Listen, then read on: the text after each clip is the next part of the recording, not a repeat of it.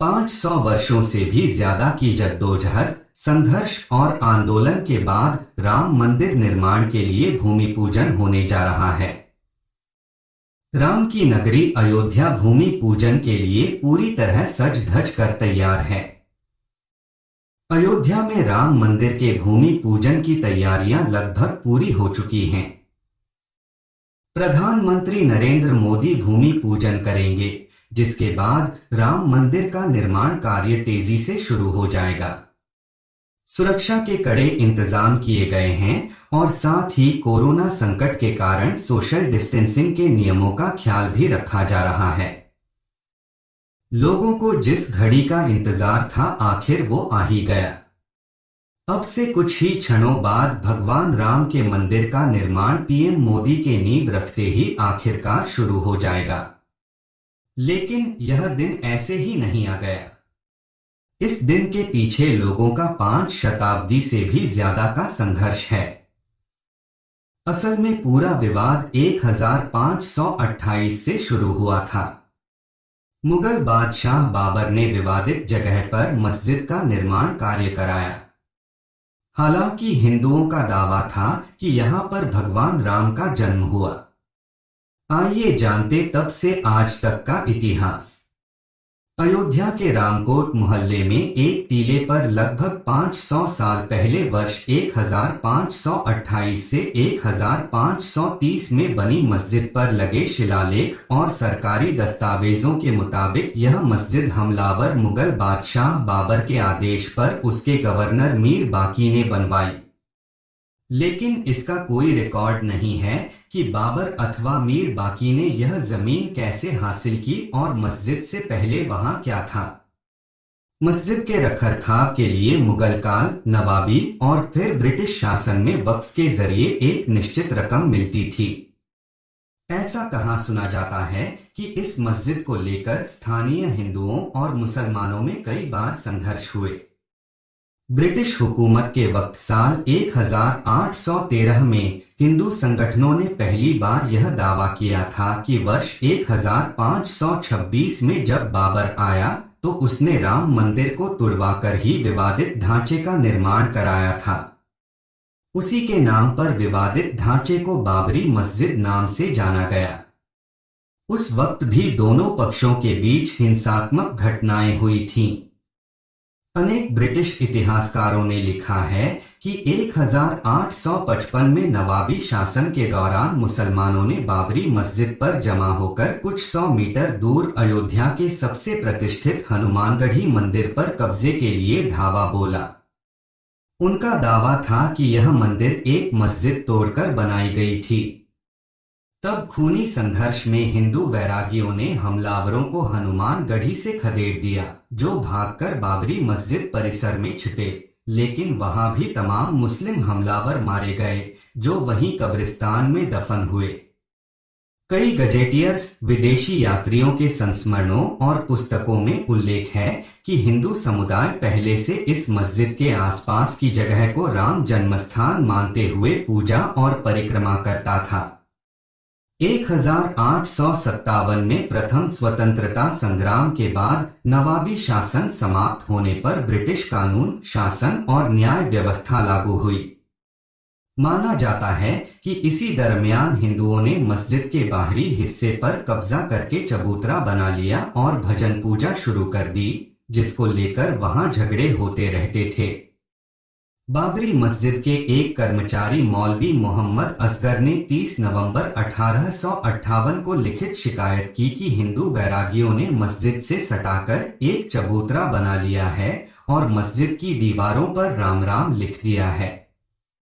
शांति व्यवस्था कायम करने के लिए ब्रिटिश सरकार ने साल 1859 में विवादित जगह पर तार की एक बाड़ बनवा दी। यही नहीं, प्रशासन ने चबूतरे और मस्जिद के बीच दीवार बना दी, लेकिन मुख्य दरवाजा एक ही रहा। इसके बाद भी मुसलमानों की तरफ से लगातार लिखित शिकायतें होती रहीं कि हिंदू वहां नमाज में बाधा डाल रहे हैं। अप्रैल 1883 में निर्मोही अखाड़ा ने डिप्टी कमिश्नर फैजाबाद को अर्जी देकर मंदिर बनाने की अनुमति मांगी, लेकिन मुस्लिम समुदाय की आपत्ति पर अर्जी नामंजूर हो गई। इसी बीच मई 1883 में ही मुंशी रामलाल और राममुरारी राय बहादुर का लाहौर निवासी कारिंदा गुरमुख सिंह पंजाबी वहां पत्थर वगैरह सामग्री लेकर आ गया और प्रशासन से मंदिर बनाने की अनुमति मांगी, लेकिन डिप्टी कमिश्नर ने वहां से पत्थर हटवा दिए। निर्मोही अखाड़े के महंत रघुबर दास ने चबूतरे को राम जन्म स्थान बताते हुए भारत सरकार और मोहम्मद असगर के खिलाफ सिविल कोर्ट में पहला मुकदमा 29 जनवरी 1885 को दायर किया। मुकदमे में 17x21 फीट लंबे चौड़े चबूतरे को जन्मस्थान बताया गया और वहीं पर मंदिर बनाने की अनुमति मांगी गई ताकि पुजारी और भगवान दोनों धूप, सर्दी और बारिश से निजात पाएं। साल 1934 में विवादित क्षेत्र को लेकर हिंसा भड़की। इस दौरान पहली बार विवादित हिस्सा तोड़ा गया। तत्कालीन ब्रिटिश सरकार ने तब इसकी मरम्मत कराई। इसके बाद 23 दिसंबर 1949 को हिंदुओं ने ढांचे के केंद्र स्थल पर रामलला की प्रतिमा रखकर पूजा अर्चना शुरू की। इसके बाद से ही मुस्लिम पक्ष ने यहां नमाज पढ़ना बंद कर दिया और वह कोर्ट चला गया।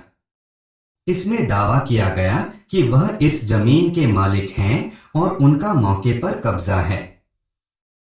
सरकारी वकील ने जवाब में कहा कि वादी को चबूतरे से हटाया नहीं गया है, इसलिए मुकदमे का कोई कारण नहीं बनता। मोहम्मद असगर ने अपनी आपत्ति में कहा कि प्रशासन बार बार मंदिर बनाने से रोक चुका है।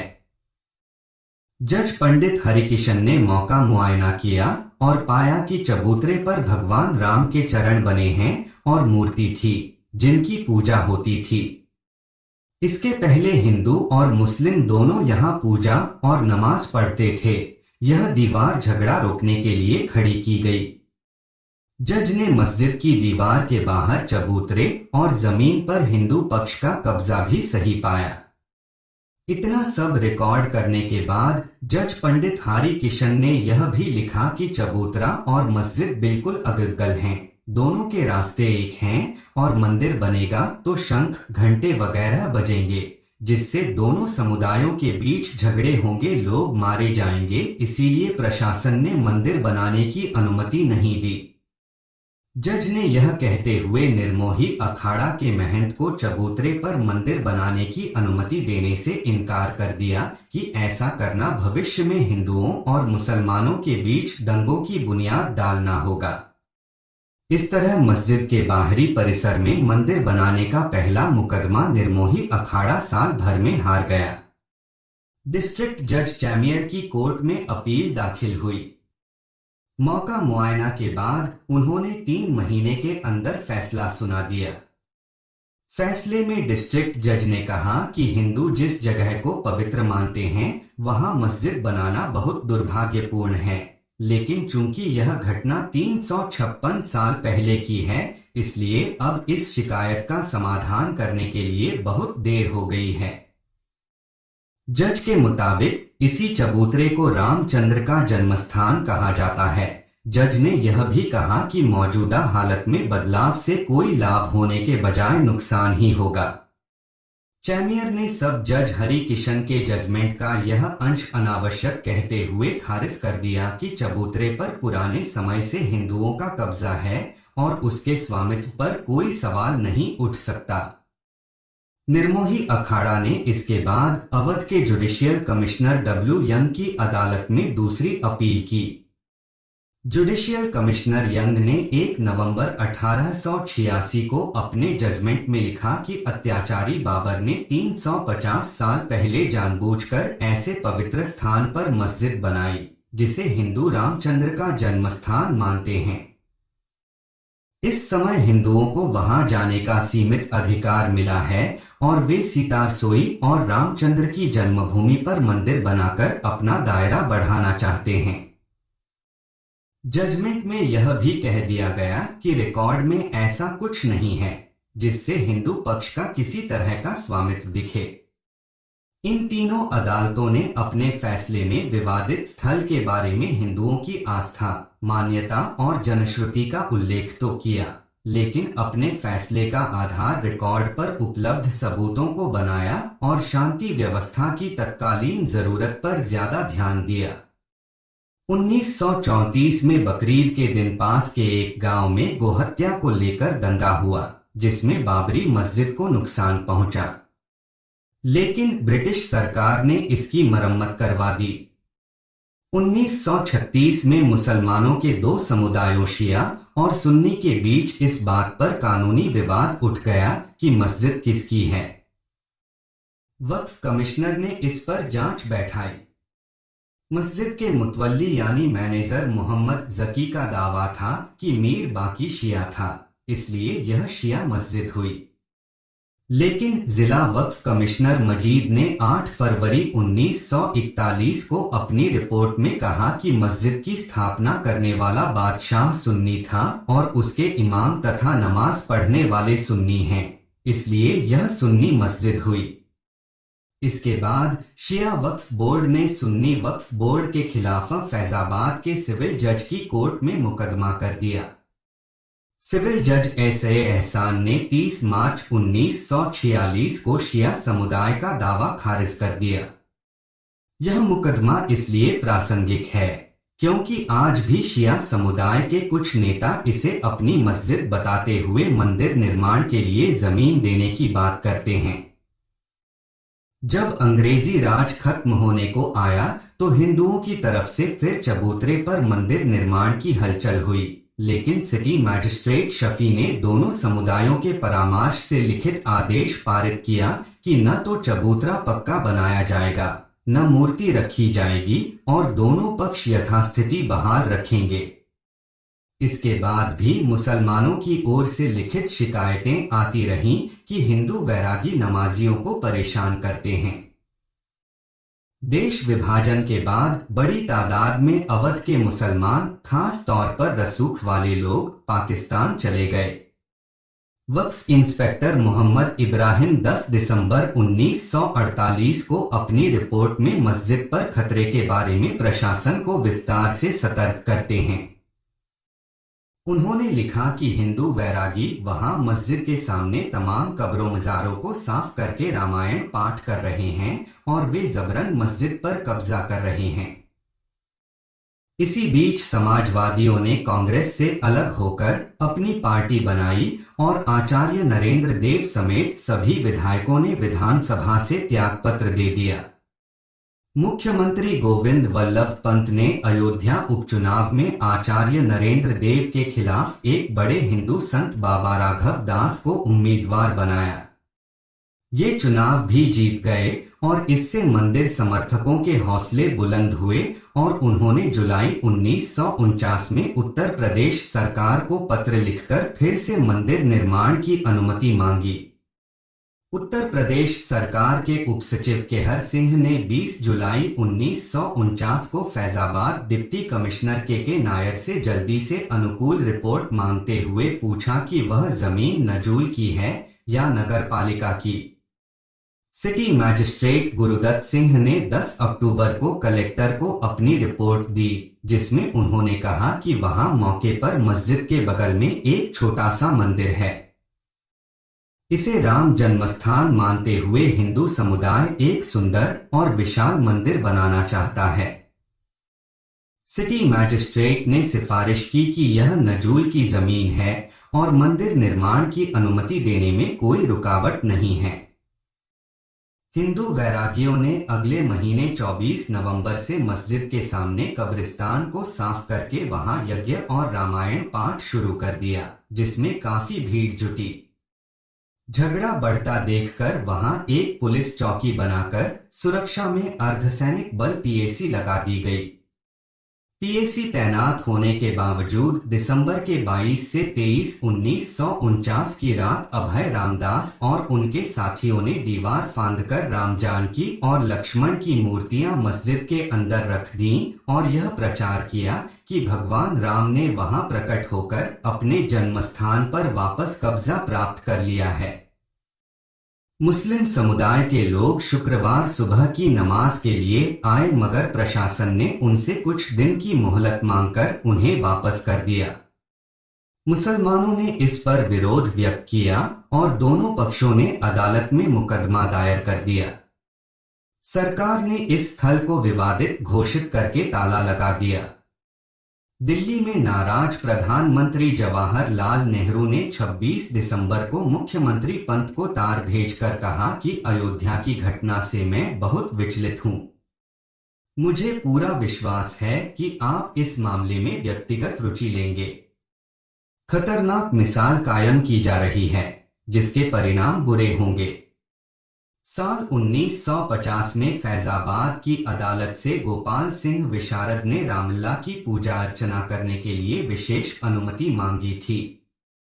16 जनवरी 1950 को गोपाल सिंह विशारद ने सिविल जज की अदालत में सरकार, झूर अहमद और अन्य मुसलमानों के खिलाफ मुकदमा दायर कर कहा कि जन्मभूमि पर स्थापित भगवान श्री राम और अन्य मूर्तियों को हटाया न जाए और उन्हें दर्शन और पूजा के लिए जाने से रोका न जाए।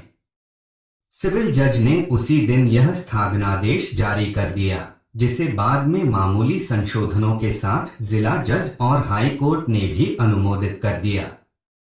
इसके बाद दिसंबर 1959 में निर्मोही अखाड़े ने विवादित स्थल को उसे हस्तांतरित करने और दिसंबर 1961 में उत्तर प्रदेश सुन्नी वक्फ बोर्ड ने विवादित ढांचे के मालिकाना हक के लिए मुकदमा दायर कर दिया।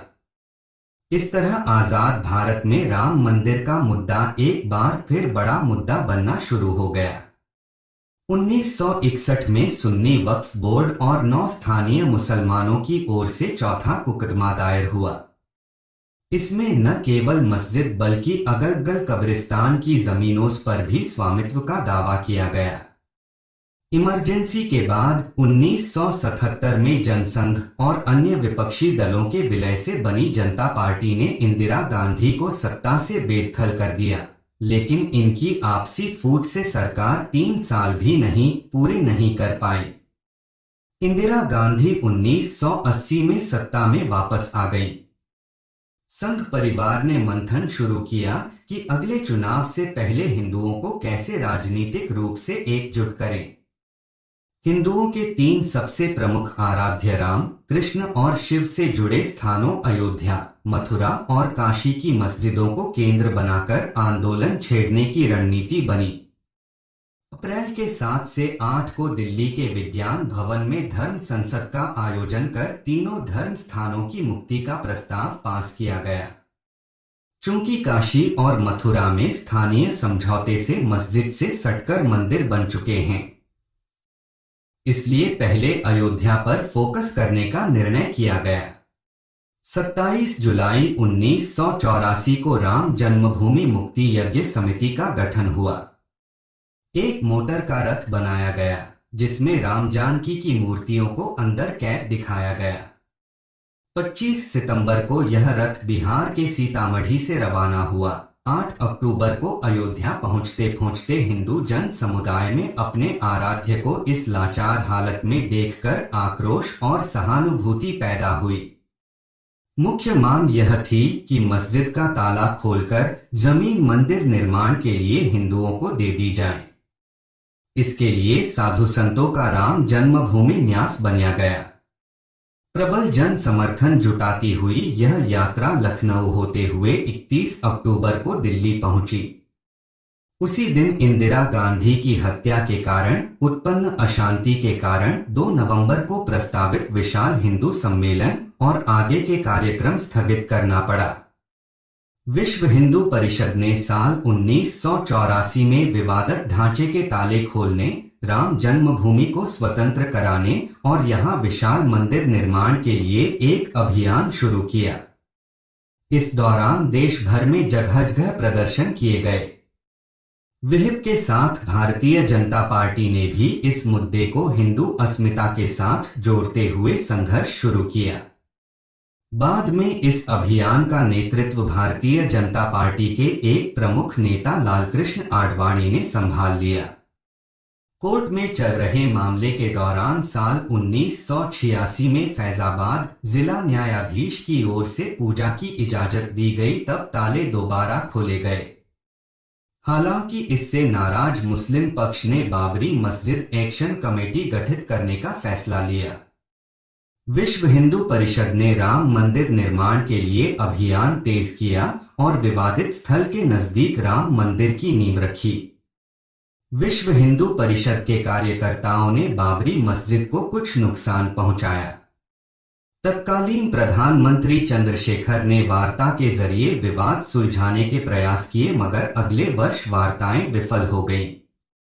6 दिसंबर को कारसेवकों ने भारी संख्या में अयोध्या पहुंचकर विवादित ढांचा एक बार फिर ढहा दिया। इसके परिणाम स्वरूप देश भर में हिंदू और मुसलमानों के बीच सांप्रदायिक दंगे भड़क उठे, जिसमें 2000 से ज्यादा लोग मारे गए।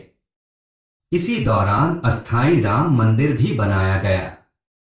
इसके बाद से ही मंदिर निर्माण के लिए पत्थरों को तराशने के काम में तेजी भी आई। दिसंबर 1992 में ही लिब्रहान आयोग गठित किया गया। 2001 में फिर बढ़ा तनाव, बाबरी मस्जिद विध्वंस की बरसी पर तनाव बढ़ गया और विश्व हिंदू परिषद ने विवादित स्थल पर राम मंदिर निर्माण करने के अपना संकल्प दोहराया। इलाहाबाद हाई कोर्ट ने साल 2002 में सुनवाई शुरू की। अयोध्या के विवादित स्थल पर मालिकाना हक को लेकर साल 2002 में इलाहाबाद हाई कोर्ट के 3 न्यायाधीशों की खंडपीठ ने सुनवाई शुरू की। इसके बाद मार्च से अगस्त 2003 में हाई कोर्ट से मिले निर्देश पर पुरातत्व सर्वेक्षण विभाग ने विवादित स्थल पर खुदाई की। विभाग ने दावा किया कि खुदाई में विवादित ढांचे के नीचे मंदिर के अवशेष होने के प्रमाण मिले हैं। विवाद सुलझाने के लिए प्रधानमंत्री वाजपेयी ने अयोध्या समिति का गठन किया। वरिष्ठ अधिकारी शत्रुघ्न सिंह को हिंदू और मुसलमान नेताओं के साथ बातचीत के लिए नियुक्त किया गया। फरवरी 2002 में गुजरात दंगे हुए। भारतीय जनता पार्टी ने उत्तर प्रदेश विधानसभा चुनाव के लिए अपने घोषणा पत्र में राम मंदिर निर्माण के मुद्दे को शामिल करने से इनकार कर दिया।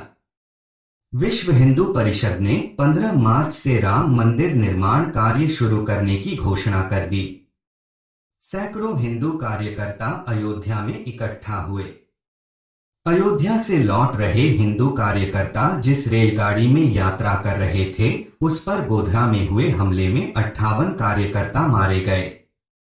2002 में कोर्ट ने यथास्थिति बरकरार रखने को कहा। 13 मार्च को सर्वोच्च न्यायालय ने अपने फैसले में कहा कि अयोध्या में यथास्थिति बरकरार रखी जाएगी और किसी को भी सरकार द्वारा अधिग्रहित जमीन पर शिलापूजन की अनुमति नहीं होगी। केंद्र सरकार ने कहा कि अदालत के फैसले का पालन किया जाएगा। 15 मार्च 2002 विश्व हिंदू परिषद और केंद्र सरकार के बीच इस बात को लेकर समझौता हुआ कि विहिप के नेता सरकार को मंदिर परिसर से बाहर शिलाएं सौंपेंगे। राम जन्मभूमि न्यास के अध्यक्ष महंत परमहंस रामचंद्र दास और विहिप के कार्यकारी अध्यक्ष अशोक सिंघल के नेतृत्व में लगभग 800 कार्यकर्ताओं ने सरकारी अधिकारी को अखाड़े में शिलाएं सौंपी। 22 जून 2002 विश्व हिंदू परिषद ने मंदिर निर्माण के लिए विवादित भूमि के हस्तांतरण की मांग उठाई।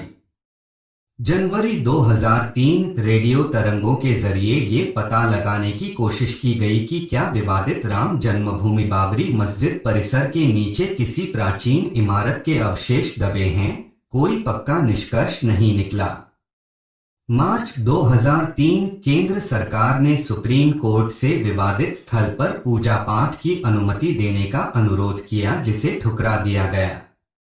अप्रैल 2003 इलाहाबाद हाईकोर्ट के निर्देश पर पुरातात्विक सर्वेक्षण विभाग ने विवादित स्थल की खुदाई शुरू की। जून महीने तक खुदाई चलने के बाद आई रिपोर्ट में कहा गया है कि उसमें मंदिर से मिलते जुलते अवशेष मिले हैं। मई 2003 सीबीआई ने 1992 में अयोध्या में बाबरी मस्जिद गिराए जाने के मामले में उप प्रधानमंत्री लालकृष्ण आडवाणी सहित 8 लोगों के खिलाफ पूरक आरोप पत्र दाखिल किए। जून 2003 कांची पीठ के शंकराचार्य जयेंद्र सरस्वती ने मामले को सुलझाने के लिए मध्यस्थता की और उम्मीद जताई कि जुलाई तक अयोध्या मुद्दे का हल निश्चित रूप से निकाल लिया जाएगा, लेकिन ऐसा कुछ नहीं हुआ।